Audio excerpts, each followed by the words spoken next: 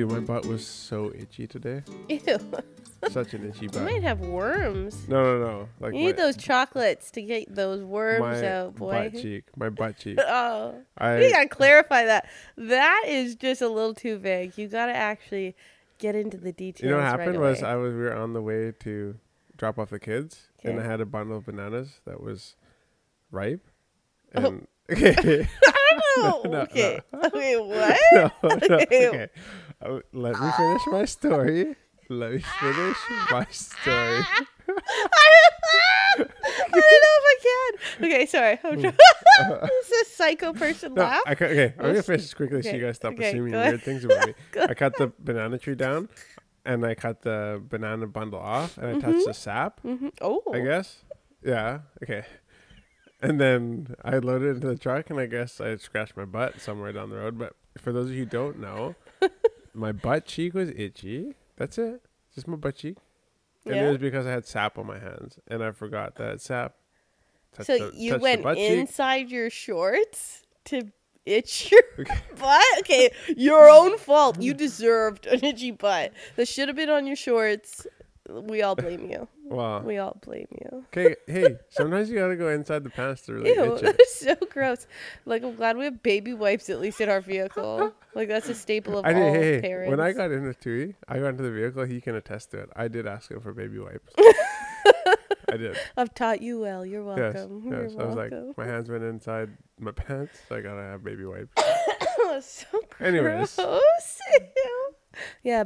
Banana plantations. Be careful, people out there. You see your bananas packaged and nicely on the shelf, and John's butt cheek's been part of that process. Guys, you should come and buy bananas from us. Yeah. Well, at least you know John's sanitary. He uses those baby wipes. Okay, guys, I didn't really see it going this way, but Sorry, honey. I'm talking to you and Tui. I tried not to take it there, but I couldn't help myself. So. Oh my gosh, this is terrible. It's terrible. It's gross. How was your week? It's been pretty good. I've been walking into work in the morning, so that's been good. Harley's been coming with me. Actually, I've been trying to utilize my time while I'm walking. I listen. Well, what? I thought you were gonna promote your new Steph's new Lifeline. What is that? Your live on-call opportunities with Stephanie. Oh yeah, well you can pretty much. This is pretty much what I've been doing lately. Is just like what? Okay. I don't know why I can't get a word in here with the hey yeahs. Just because you've been itching your butt doesn't mean I have. So anyway, this last week I've been just like utilizing my time while I'm walking, and halfway I get over like this big hill and I have good enough service. So I've been jumping on a Skype phone call with people that have questions about Fiji, about moving here, about business here, about ideas about business and things like that.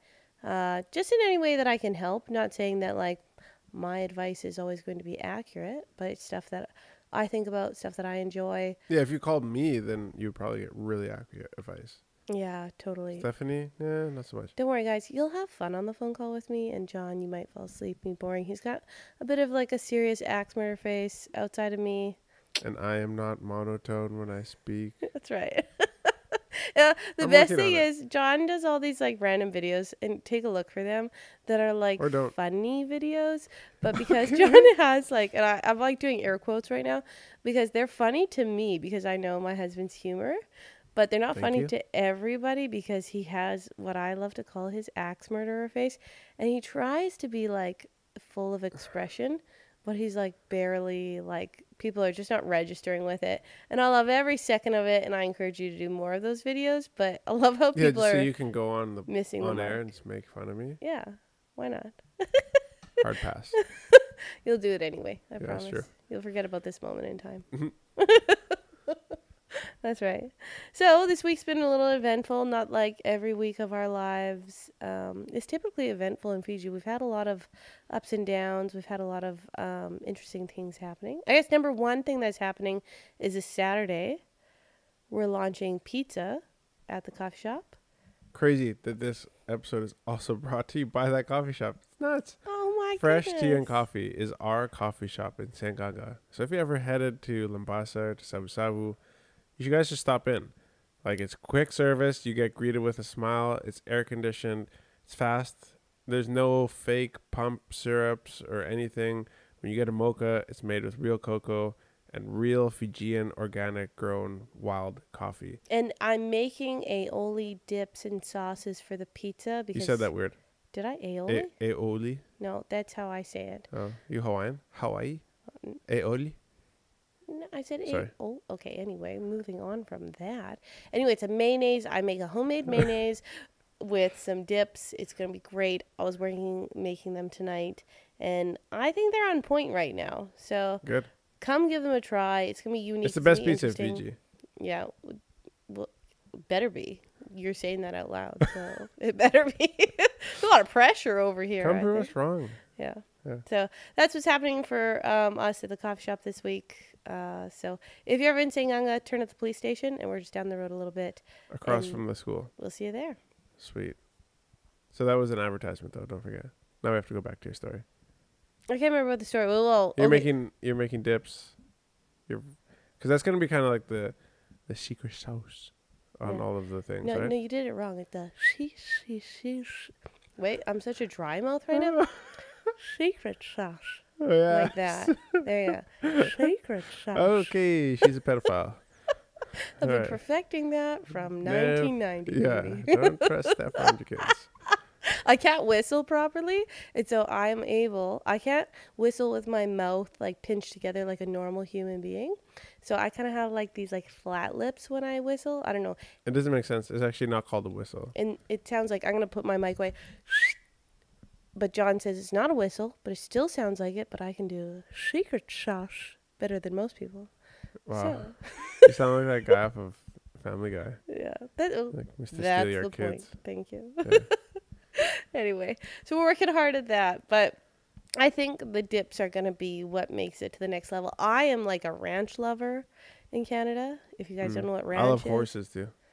No, it's a dip. Oh. It's like Caesar dressing, but ranch dressing, and it's the bomb.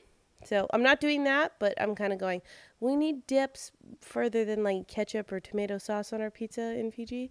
So we're leveling up. So I don't even know if we're going to do tomato sauce. I haven't put that on the menu, so don't do it. Yeah, I don't think you want tomato sauce. You can go to every other pizza restaurant. Yeah, and I think the homemade mayonnaise that I'm making, I'm gonna be honest, I found the recipe off of I think it's called Top Chef with like Gordon Ramsay, and one of the chefs was like teaching mayonnaise because I was just YouTubing, and I was like, yeah, that's the recipe right there. It's easy. I have all the ingredients in Fiji, and I know how to make homemade mayonnaise.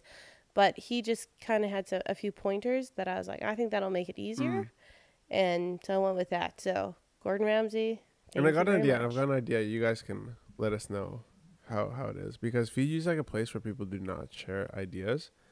And so I think we're going to be making some pretty wild pizzas. Like we have like barbecue chicken pizza, which is pretty normal, I guess. No, but it has a barbecue aioli on top, which for those who don't know what aioli means, it's like it's a mayonnaise mixed with a different sauce. So it's a flavored mayonnaise. So this is a barbecue mayonnaise.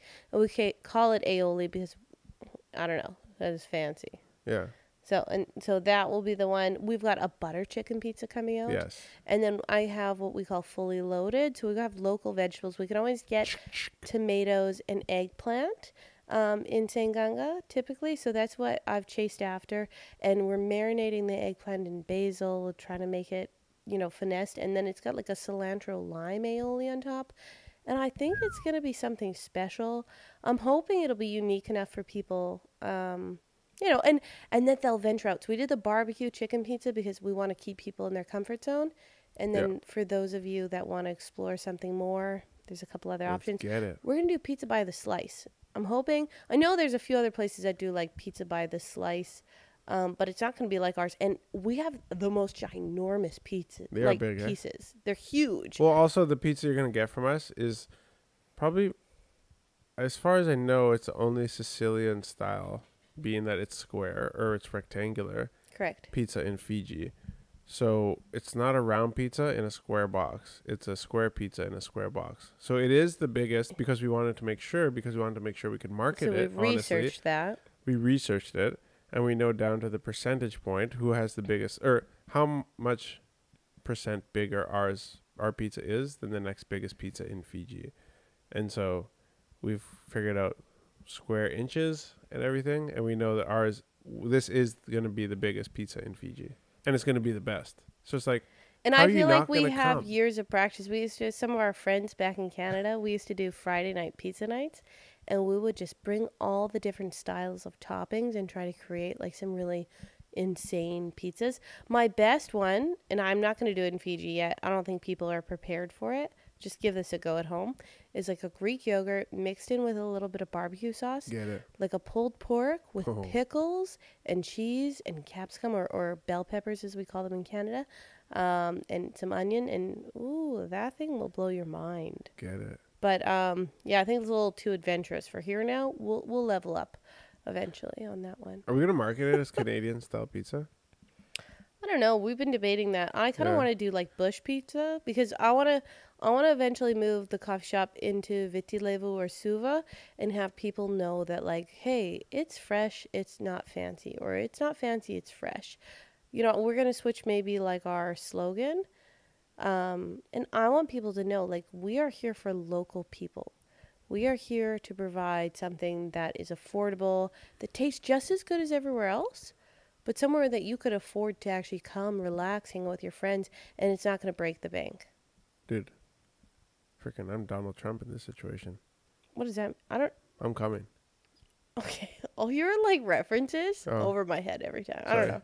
For the rest of you that don't get John's references, just nod and smile. That's what I do. Just nod and smile. I'm coming for the pizza. Yeah, so smile and wave, everybody. That is like a thought process. Eventually, I want people to know that it's not fancy, it's fresh. So anyway, I think we should move on from the pizza. I think it's just something that like we've been working on for a long time. I'm excited to launch it. The other thing, actually, let's actually talk about this thing that we've been working on at the store, at the coffee shop. I always like to say store. Is that we're talking about doing a community breakfast. So that's something my dad in Canada. I'm most excited about that. Yeah, he's a pastor. We need a little bit of financial help with this. So this is something we're approaching him with because we want to do community outreach. We want to start a Bible study. Our staff have been talking about, it'd be cool to do a staff Bible study.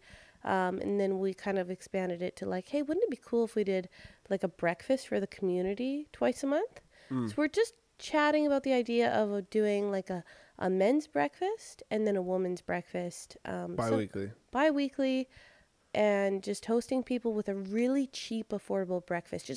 Just to cover costs because we'll have whoever's hosting it come volunteer at the shop and host the breakfast and people can just pay for the cost of it. Yeah. I think we're going to do like some kind of egg and cheese panini in the morning and some juice or tea or something like that. Like pretty simple.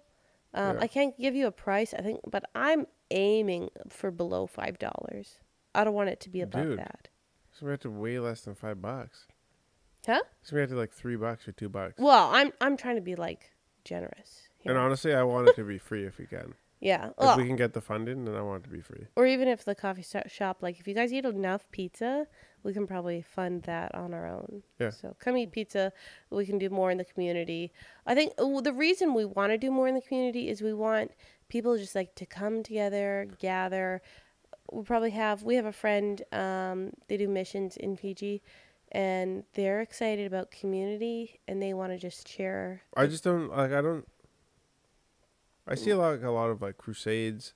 I see a lot of people talking at people.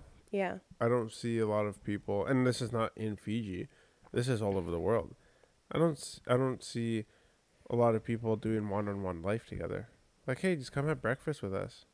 Like, hey, somebody's going to share a testimony like for like 2 to 5 minutes, or somebody's going to like share like a quick devotion, like something meaningful.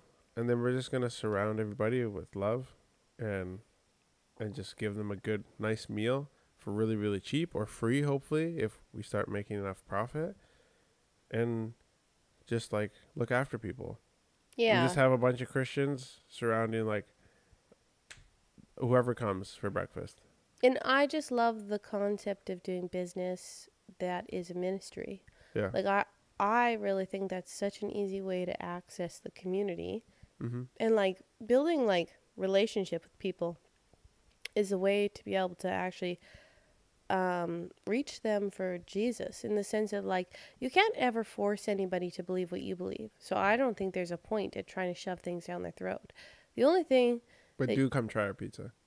the thing that you can do is love on people and allow them to ask questions about why you would want to love on other people, and hopefully they see something different in you, because we want to reflect, you know, what the love of Jesus has done for us. And I think that would just be cool to be able to love on people in our community, gather them together, and have a great time and build a strong community. The Seaqaqa is actually a really cool place.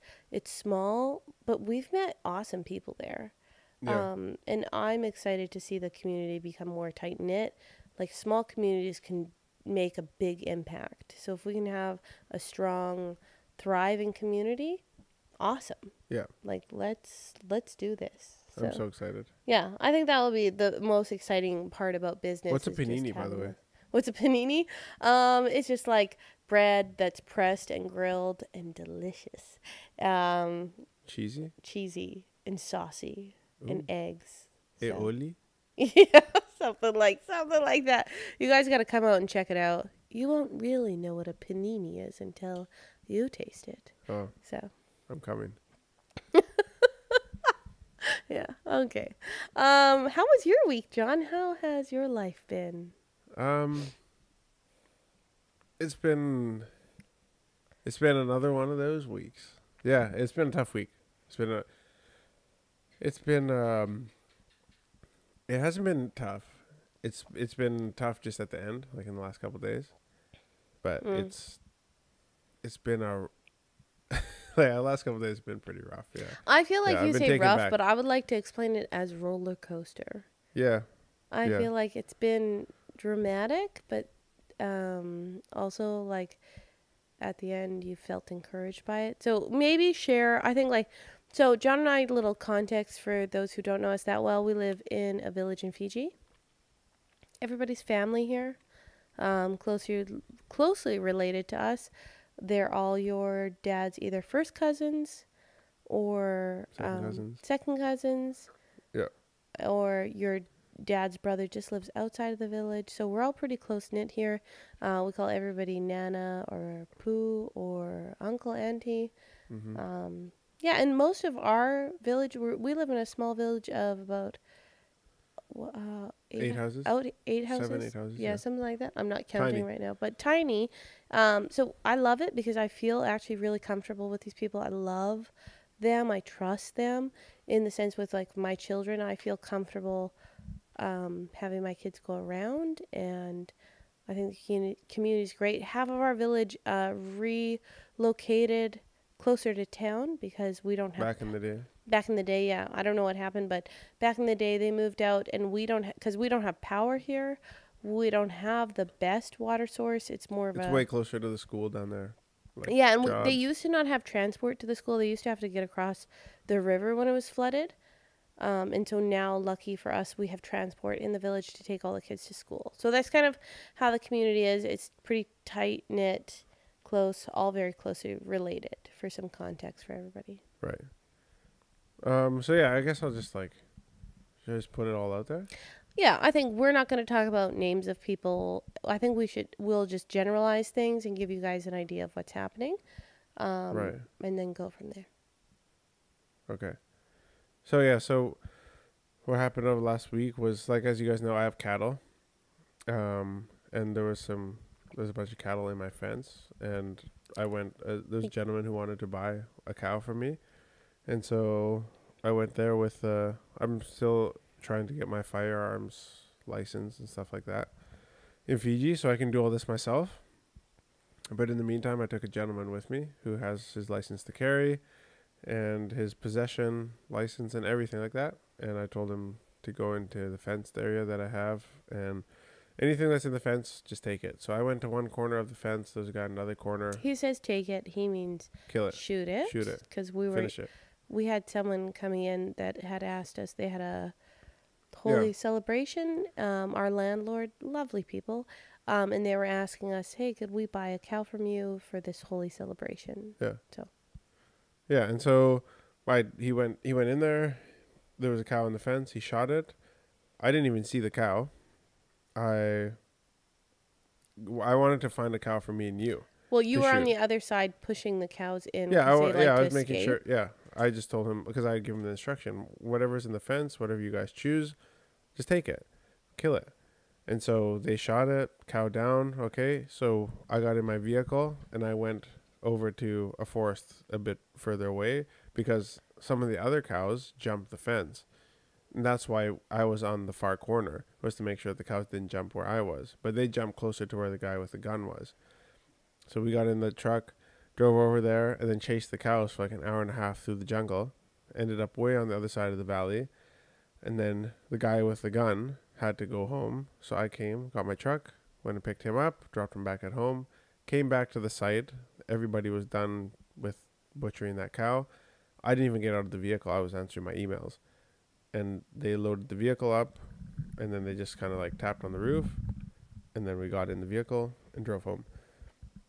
And then, yeah, I guess I found out a couple days later that it was a cow that didn't belong to me. That happened to be running around in the fence, and so the guy who was supposed to be looking after it on behalf of a relative overseas hadn't been doing his job, and the cow got killed, and it was in my fence, and so he went and reported me to one of my uncles. And I told that uncle that, like, tell the caretaker that I'll pay for the cow, or they can have 1, 2, 3, 5, whatever bulls. Like, I'm not looking to get into any kind of situation with any of my family members over an animal. And it's not worth it. A little context, I think people should know, like, this uncle spoke to your uncle, and this is your big father. Yeah. So for you, like, you spoke to him because that's the channel that your uncle was going through. So respectfully, you thought, it's fine if I go through these guys. This is how it's happening. Yeah. So the confusion happened when, like, I didn't call him when the cow was shot. Like, I didn't call the owner of the cow when the cow was shot. But the problem was, like I've explained in the story already, I didn't know that they shot a cow that wasn't mine, because I just told him to shoot whatever was in the fence, and I never even laid eyes on the cow from the time when they shot it to whenever. I never knew until the caretaker went to my uncle that cow was not supposed to be in the pasture, but it was in the pasture inside the fence, and that's just an accident that happened. My mistake, and I admitted it to him, was that I could have called him once I had found out that was his cow from the caretaker talking to my uncle who talked to me. I should have just called him, but I waited a couple weeks because I thought that everything was G. I thought that everything was okay because I had told the channel that he wanted to go through, my uncle, was to tell the caretaker to go to my other uncle to tell me. So I told that uncle when he came to me, I said, tell the caretaker to tell my uncle that he can have however many cows he wants. I'll pay him whatever he wants. Take care of it. Do you ever feel like in Fiji, like you're doing what's right through whatever we call it? We say channels for anyone that's not in Fiji. Yeah, right. Channels, there's like a protocol and a way to address things that are like, you need to go through your hierarchy to go through this process of communication sometimes. Yeah. Do you ever feel like obviously in this situation you felt like you were doing the right thing? Yeah. Correct? And then it bit you in the butt because you didn't address that person quick enough into their face. So I think I was the channels, the way to get to me was set out by my uncle whose cow I had killed. Correct. So then I just reversed that process and went back through my uncle, caretaker, who related back to the uncle who he's caretaking for. And I guess the next week we heard that it was a bit of a fuss, so you did start reaching out. You know, I don't know what the timeline is, to be honest. So all this ended up, so all this ended up starting because somebody filed a police report against me, and then I had to go to the police station. So that was,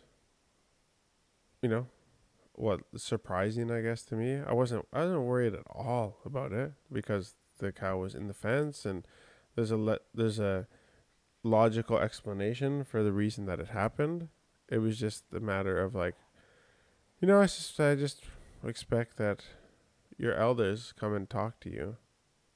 And like, I'm not in Fiji trying to like shoot people's cows up or like be all that. You know what I mean? I'm here because like I feel like a responsibility, because I feel like I had a realization that the Vanua needs to be utilized and the land needs to be used. And I'm here to just try and use the land because I feel like I personally, now that I realize this, I need to make sure that I steward this land well. I feel like we haven't, as a clan, stewarded our land well because so much of it is left idle, and we have so many resources. But I'm understanding now, as we're a few years into this and trying to utilize the Vanua, and the Vanua is so much more than just the dirt. I get it. But there's a lot of drama that comes with dealing with the Vanua, the soil itself. So how do I break this down? Ask me some questions. So let me summarize this for you. Yeah. So you killed someone's cow. There was a miscommunication within the process. You went to replace the cow. You had a police report filed against you, asking for double the amount in compensation. Right. And then you finally got a hold of your uncle to speak about this issue between you. And you were thinking, I can't believe you think I killed your cow, like, maliciously. Like, just take as many cows as you want to make up for it. I'm so sorry. Like, it's just a cow. Let's not let that hurt our relationship. Okay? And then this is from my perspective, hearing it from the outside. And then from the conversation I overheard with you guys, ultimately the conversation was not that it was, okay, it's just a cow. We're upset that you did this because it looks like you're arrogant and you can just do whatever you would like. But the actual issue of the matter stemmed from the last 3 years. We've been in Fiji for 3 years. Right. You have a lease on the land in the village. And there is some of the land. So I got a couple hundred acres of 3,000 and some acres. That's correct. Yeah. And so you have put your boundaries down. And no, I didn't. No, sorry. Okay, that's a misquote. Okay. You requested a lease in certain areas, and the TLTB drew your boundaries. You sorry. And you had taken away some of that and said that was belonging to the church. And your father had advised us, do not take these certain areas because you need to be really careful with it. And so we obliged that. We wanted to be careful with certain things. But within your community, there's a misconception that you've overstepped what you've taken, even though it wasn't something that you were ever trying to do. You weren't trying to come in here pompously. You were advised by your father which areas were appropriate, because your father's of a chiefly line, and so his father has passed down that information to your family. And I think your dad's done a really good job in imparting knowledge to you as his son and advising you in the process. Your dad's been hand-holding us along our journey here, making sure that we're trying to do things appropriately. Anyway, to sum it up, there was some misunderstanding with what's appropriate and what's not appropriate and how people feel about the lease that we have and how that's been just taken offensively. And I think, like, the interesting thing is that people get offended very easily in the village, and I think most villages about land. So how do you feel about that, Jon? Yeah, I think. Yeah, I see where we're going here, but I think like it's such a sensitive issue, and my dad told me. Dad told me before we started this whole process when I was looking up at this mountain behind me, and I was saying we have to do something here. He agreed, and then we decided to go ahead with the lease, and he said, "Chantani, be very careful about what you're gonna see something different once we start trying to go for leases. What happens when you try to do something with the Vanua? You just see." And I was like, okay, yeah, sure, okay, let's just go for it. Like, how could people feel badly about us trying to do something positive in the village with land like that's not. with land that's not being used?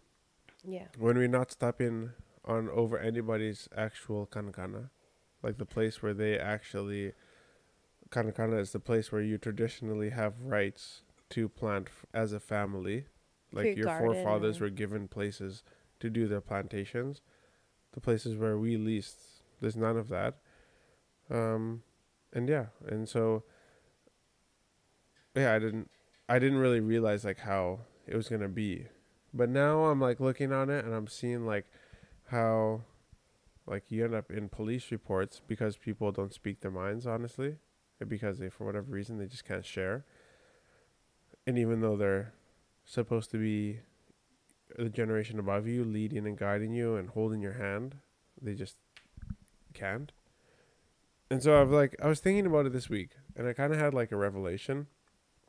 I think, and I want you guys to hear me out and understand that I haven't processed this completely, but this is just something that I'm looking at, and I don't know if my theology is completely correct, and I could be wrong, but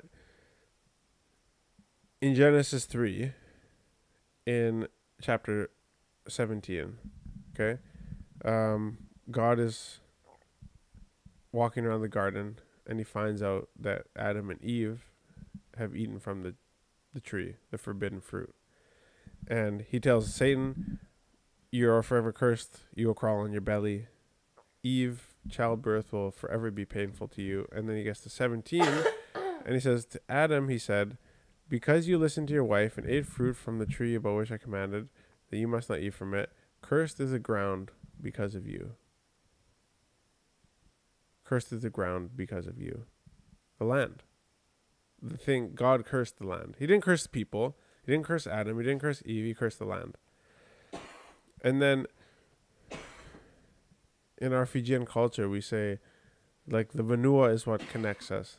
Vanua is like the land. And it's very similar to Aboriginal culture in Canada, Native American culture. I don't know about Maori or Aboriginal culture in Australia, but there are ties between us all. And we all have very strong connections to the land. Sorry, our producer's having a COVID coughing fit over here. Oh my gosh. He does actually have COVID. No, we all have this long-term cough, so. Yeah. And we say we're all connected by the Vanua in Fiji. The Vanua is what connects us to each other. From village to village, people to people, matangali, the Yabusas. And then we say we're connected by this thing, and then God's like, I cursed in Genesis chapter 3, God curses the land. And then we're like, we're connected by the land. And then whenever we do something with the land, it seems like it feels cursed. Not that it can't produce, but it causes fights and disagreements and hardships and like disgruntlement in family. Yeah. Like we're a yeah. So I'm not gonna go into any more detail on that. It's a thought that I'm trying to like process. And yeah, like what you have to be careful of, there's a word called hermeneutics. And hermeneutics basically means like not taking things out of context and reading and interpreting the Bible in the right light. And a lot of people all around the world, pastors, Bible study or cell group leaders, they don't have good hermeneutics. And they come up with bad hermeneutics would be like having a point, like me saying like, man, the Vanua feels cursed. Okay, now let me go to the Bible and find something where in the Bible it says that the land is cursed. right? Like a small part of the chapter. Yeah. That's right. And so that's where I'm battling with it, because I'm like, did I go into the Bible looking to prove my point? Mm. You see what I'm saying? Yeah, and Because like like the not Bible, reading the entire context to it. yeah. Well, like to me, the context is like, it's like this is the punishment. Like Satan had his thing, or Eve has her thing, and then Adam had his thing, and like it seems okay to me. It seems good, but I'm not saying I'm 100% on that. So give us some feedback on that. I feel like to me it sounds decently sound. I think like the interesting thing this week, we were talking to someone that we're close with, and she was saying that she's never owned any land, or that wasn't part of her experience within Fiji, and that, you know, she doesn't have this deep connection with the Vanua, and so it doesn't matter for her. And I was thinking, yeah, like it's interesting how like the difference between people that grow up without this connection to land versus the people that feel the need for land, or like the need to like have it even though they're not utilizing it, is different, because they feel the need to fight for it. Right. And the people that didn't have it before don't feel the need to fight for it. Yeah, and just to be clear, like so everybody understands how the TLTB works, we as Itauke people have given our hat to the TLTB, which is the people who manage the land. It's the Itauke Land Trust Board. They manage everything about the land in Fiji. So when the government made this decision, we gave our hat to them to say, you set the boundaries for us. So when people come and they say that, you know, when leases expire, the boundary's finished. It goes back to the reserve, it goes back to the Kobu Kobu for the village, and that's it. When somebody wants to take out a new lease, the TLTB decides on where the boundaries are. I didn't decide on where my boundaries were. And like Stephanie said, some of the boundaries actually I took back for revision because I didn't want certain areas, because I knew it was for the Lotu or something like that. The Lotu, okay, you keep using such like Fijian expressions, but those who don't know, is for the church. It's for the church. So the church had some land that was dedicated to them. I didn't want it. I didn't want to get into that. And so I don't go to the TLTB and tell them that this is the boundaries I want. We gave them our rights as Fijian people to set the boundaries on our behalf, because we gave them the rights to manage land. So they are the ones who get to make that decision now for us. And boundaries, old lease boundaries, are finished. It doesn't matter. They come and they set boundaries. And what they want to do, they're going to do it. And you can ask for revision after revision after revision, but when does it stop?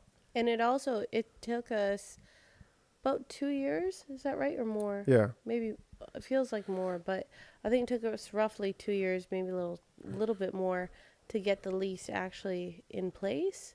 And by that time you're doing revisions, but how many revisions are you willing to do when you're like, I just need to get this like finished? Like I'm spending so much.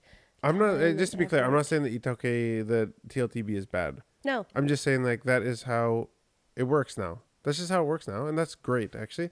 And it's fine, because there's a reason that the TLTB is placed in that position in the Constitution, why they stand in there in a democratic society.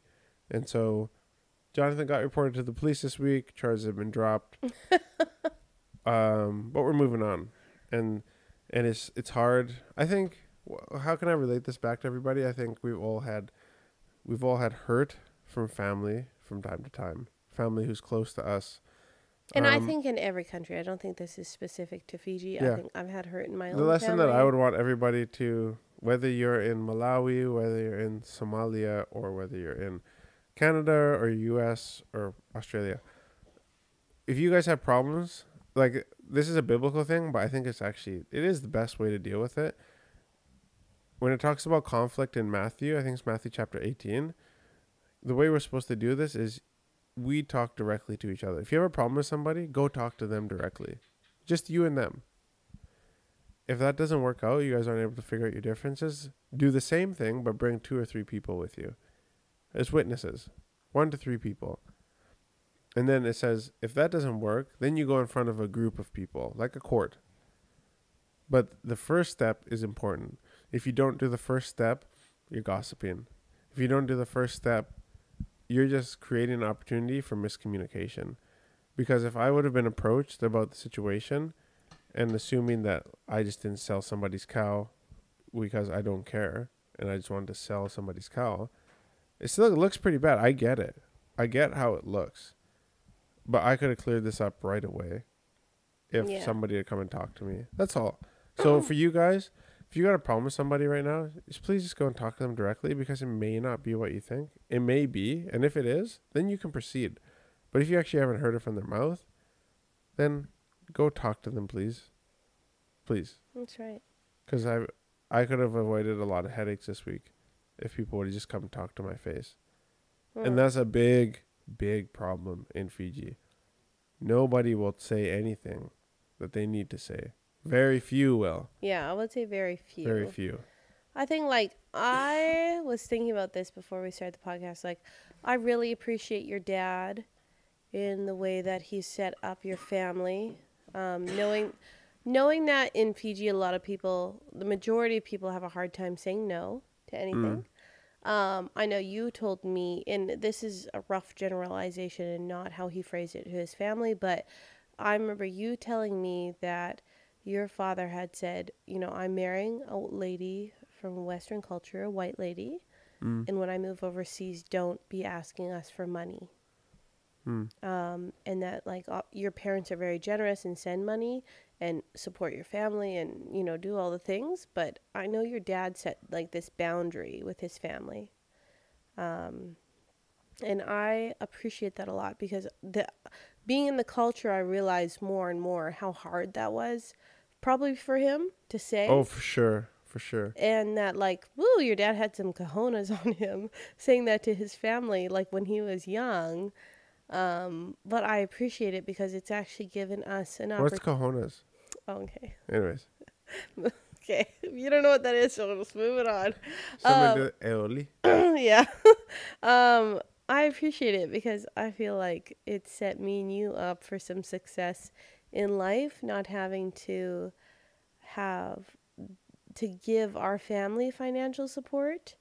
Not that we have given our family financial support, but it has not been demanded of us. It has been like what we actually could afford, instead of draining us to the point where we couldn't survive. I feel like people asked, but I just gave when I wanted, not whenever anybody asked. And I didn't get to the point where I had a bitter heart. And I was a guy who was born here and was raised briefly here through my teenage years and stuff like that, but wasn't bitter towards my family. And I moved back. Yeah. There's not a lot of people who do, because I feel like a lot of people feel abused or whatever like that. Well, like, we have a lot of friends in Canada that are, you know, typically it's like someone's Canadian, someone's Fijian, doesn't matter which sex. Like in the couple? In the couple. Right. And the Fijian side gets requested to send a lot of money back home. And I think traditionally people just depend on a lot of support from overseas to sustain themselves. Certain families. And people that we know in Canada, there is like a resentment that gets built up over time, because they're trying to grow their family, sustain their family, give their children opportunity, but they struggle to do that because there is a financial drain from the family on this side. And there's a dependency on It's not this way for everybody. Of course not. Yeah. Not every family is the same. No.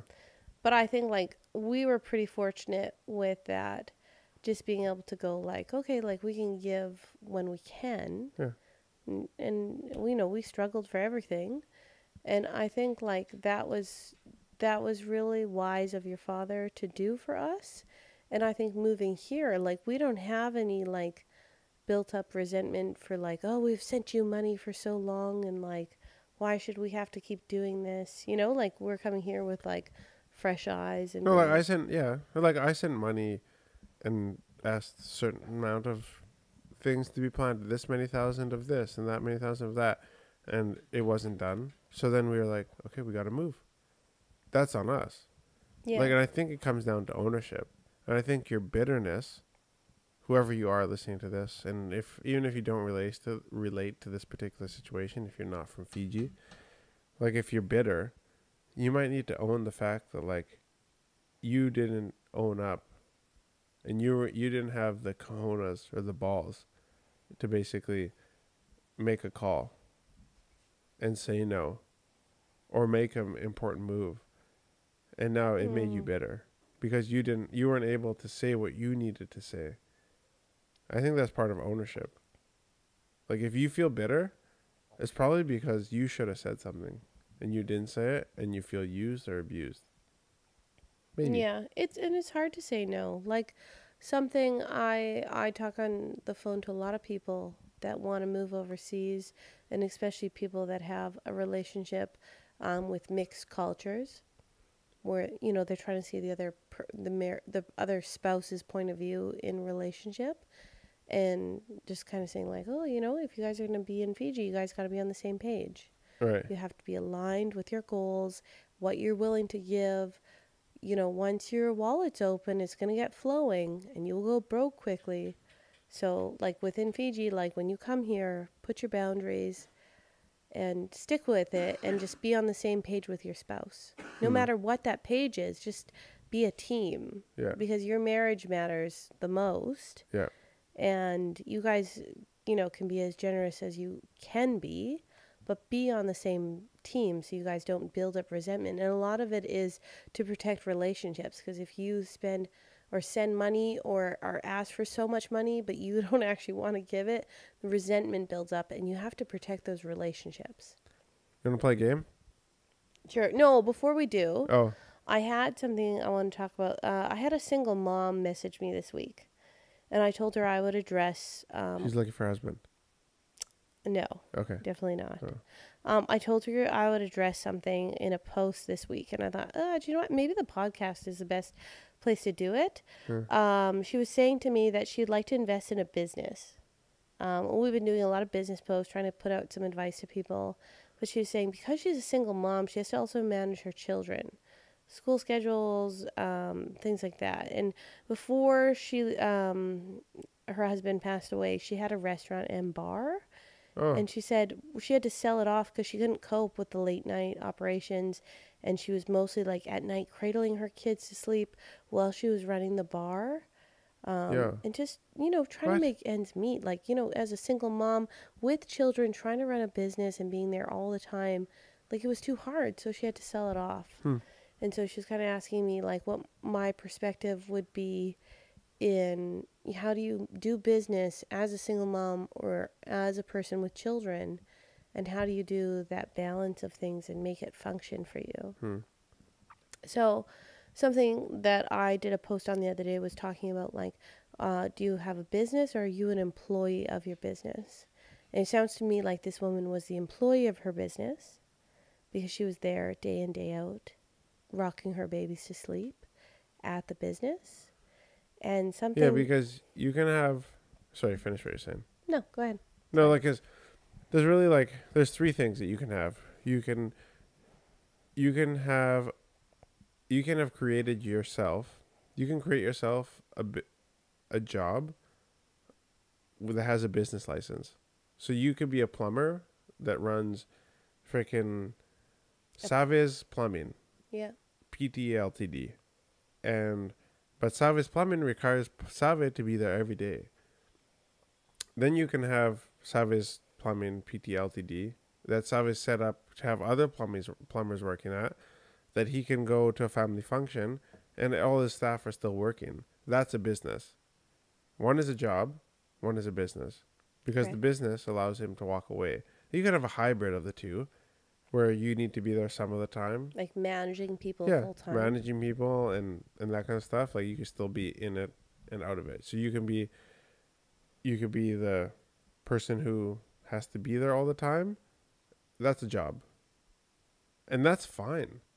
That's what I think a lot of people are meant to do, and that's what a lot of people should do. And there's a lot of money in that.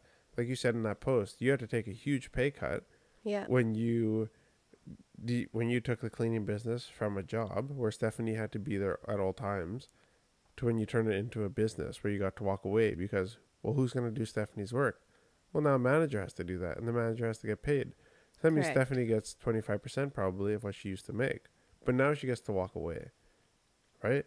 So there's not one is right and one is wrong. It's just different. Yeah. Okay. And I think like in business, it's easier if you start off looking at it as a business instead of being the employee.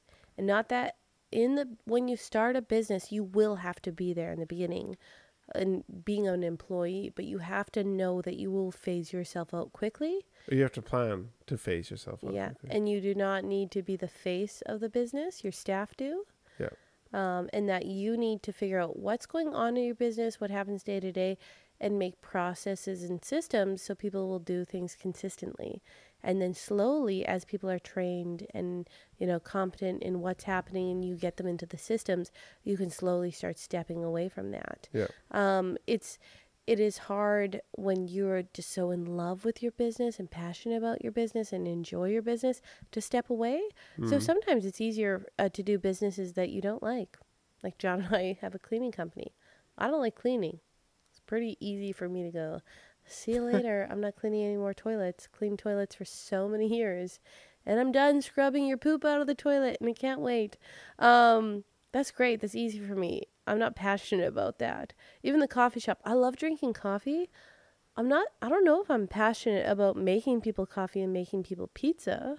I like eating it and I like drinking it. I like making people happy. Yeah, I like service-based business because I like people.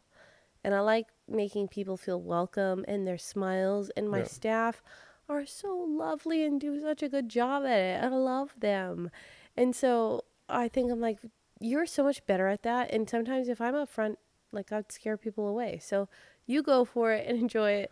And so to that single mom that's doing business, that's the difference, I think, is allowing yourself to step away and figuring out a solution where you can train someone to be you. You'll have to take a pay cut. Sometimes with that, it will come struggles where you have to pick up a secondary job until that business makes enough money for you to cover that person's wage. But you have to know, okay, this is a year of me working myself out. So I'm going to train that person and I'm going to work nights. And I have a year to crush this and work my way out of it. And I have to do the pain, but in the long term, hopefully I'll have a business and I don't have to be there day in, day out. And I can actually spend time with my kids. Yeah. And the thing is like, okay, so how much do you value being with your kids? So if you stay in the business, let's say that you make whatever, $50 a day or something like that. If you stay in the business, right? If you walk away, your pay might go down to $25 a day. Yeah. But like, how much is raising your kids worth to you a day? And that's the number that you got to be able to come up with. What is that worth? If raising your kids, you can't put a dollar number on it, then you know that that's going to be a good call. Obviously, you need to figure out what you got to live on. But like, you are going to take a pay cut walking away from the job. But what is that free time going to allow you to do, and how much is those things that you're going to be doing worth to you? I think that's like how you weigh. And you need time. The nice thing about when you are working on your business and not in it is you have time when you're working on it and you're not the employee of your business. You have time to dream about your business. You have time to figure out problems and like solutions for those problems. You have time to dream bigger. You have time to actually look at your business from the outside and go, what are the issues? How do we make this more successful? When you're working day in and day out in your business and you're the employee, you're exhausted. You can't see the problems. You see the struggle. You see... No, you see problems. You see problems all day long, but you just don't get to see... You don't have the mindset to see solutions. Yeah, a lot of times... And you can find solutions, but you don't really find... like workarounds, like ways to actually truly solve the problem. Yeah. And to not just solve the problem, but to exceed it. to make sure that people get a better experience, not just that they get the baseline experience. You know what I mean? Yeah, like I think me and you do our best when we take a break. Like just taking some time, like a day or two, just to take a breather and like go away, and like we can't help ourselves. We're so obsessive. We'll still talk about business, but we get creative. We get out of this like mantra of like the day-to-day grind, and then we start talking about like the possibilities of our business. And yeah, like the other day we went to Sabu Sabu. Yeah. And that was supposed to be like, hey, I told everybody, I'm like, guys, I'm taking Steph away. She's stressed. I was cranky. She was cranky. You just needed a break. And like that day we went out for brunch or breakfast. Yeah. When we got to Sabu Sabu. And then the rest of the day we spent running around getting stuff for work stuff. We went to the Archa, which is awesome. That's one thing that we did that had nothing to do with work. But what did we do there? We did a live. We did a live. Because I was like, oh, this is sick. I think we pretty much worked the whole day, to be honest. Like, you were on a phone call while I was eating, talking to someone about a music video you guys are going to do. There's what's the name of the song that you're going to do? No promises. No promises. Okay. Well, we might be working on a music video. Yeah. Anyway, you were on that phone call. We pretty much worked all day, but it felt like a break. Like, I was just, like, eating food that I enjoyed, and I was like, oh, this is great. I'm not around. It was just a change of scenery. I just need something different. Some of you just need to get on a bus and change the scenery. Yeah. If you're in Andy, get on a bus, go to Seaqaqa, go for lunch. Walk around. Hold hands. Just walk around. Climb the sand dunes. And then just come home. Yeah. Like it doesn't have to be crazy. Just change the scenery and you'll be surprised what you see when you step out of your situation and you look at it from a distance. You're able to change your perspective. You'll be surprised what you see. And maybe you just need a breath of fresh air.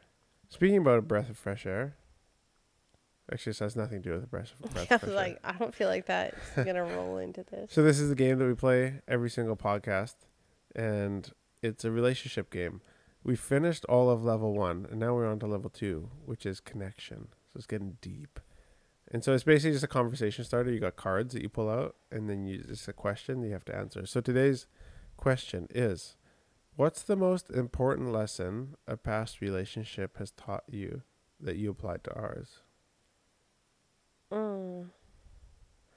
Well, I just have so for me, I just have so many past relationships. I mean, I don't know even where to start. I've learned so many lessons with all my past girlfriends, you know? Just for those you know, I have never had a girlfriend before Stephanie. Yeah. So John can maybe speak to this one. Yeah, I'm just trying to think of past, like, can we say past relationship with, like, my mom? Oh my gosh. I don't even know what to say to you. Okay, I have one, obviously. Okay, don't say obviously, though. So I was thinking, like, and guys, this is on fly. I don't read these questions before, so I do. It could be deeper. It could be better. Okay. But I was just kind of thinking, like, okay, with my past relationships, like, okay, read the question again so I answer this. Okay, what's the most important lesson a past relationship has taught you that you applied to our relationship?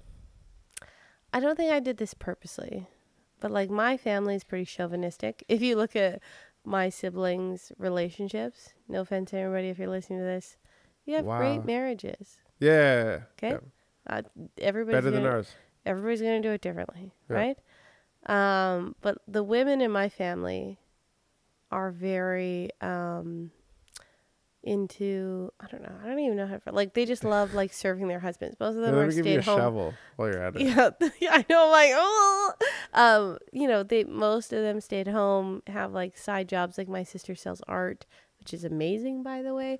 Okay. What? It's so. Keep going. What? It's so good. And you know, everybody has kind of like their side thing, but my family, the women in it serve the men in like a way that I'm like is beautiful, but I see the difference between like my past relationship when I was dating my long-term boyfriend. I don't like how long this answer is. It's making me worried. I'm just trying not to answer this in like a stupid way. Anyway, I wanted to like wait on him hand and foot because the example I've had of my mom is like my mom's a very strong, independent, successful woman, but she dotes on my dad in the sense of like, you want a sandwich? I will make you your sandwich and I will make you like incompetent to the point where you can't make your own meal because I want to serve you. And my mom loves him so much and loves to do that for him. More of that. And I do most of the cooking, so don't even. But I think like with my first relationship, I was very into that. Like I was like, I have to do everything for him. And I think like going into like my relationship with you, like I was kind of like, what are you bringing to the table? And I know that's like harsh, but I was like, I want someone that is like striving for things just as much as I am. I don't want to have to serve this man and prop this man up and like raise him to the level I want him to be. Like I was like, I want someone that is already like raised and I got to work to his level. Right. And I think that's what I like. I think especially like I saw that you love Jesus so much and that you had great relationships with your friends and that you had great people surrounding you. And I was like, oh, I'm not there right now. I need to get up to that level. And I think like that's the thing I took. Like I was trying to prop up the guy I was with to be this like excellent, amazing guy, but I had to help him with it. You didn't know I was waiting in the background. That's right. You were 25 hours away. Yeah, AKA 25 hours away. Not like the guy. Just kidding. And I think like I learned that from my past relationship where I was like trying to like, you know, serve the guy like, oh, here's a sandwich, you know, like I'm doting on you and like you can do so good and like be better and be amazing and like I'll help you be amazing. How do I like do everything for you so you could be the most successful person you could be? And then when I met you, I was kind of like, show me that you're successful. I want someone that I have to strive to be like as good as. And like, it's your boy. I want to be successful with you. I don't want to have to make you amazing. And I feel like for me, like I felt like we were equal and we take our different roles. I'm a better cook than you are. Disagree. And I'm a faster cook than you are. Disagree. And I can't make a shelf worth crap and you can do construction very easily. We have our strong suits and we stick to those. It's not because it's blue and pink. It's because we're qualified. You want to hear what my answer is? I taught you how to make a soup. You're welcome. You're okay. I agree with that. So because I don't have a lot of past relationships, but I do have an example of a relationship that I watched in my mom and dad. Okay. And one thing that I saw from my dad was, I don't know if he was always like this, but I remember him being good at like apologizing. Like when he felt like he did something wrong or something happened, like his example to me, or I saw an example in him of like somebody who would apologize if he was in the wrong. Wouldn't be right away all the time, but eventually he'd apologize. I noticed that me and you like had a bicker in front of like a couple of our employees the other day, like where we were just like, we're business partners, we're married.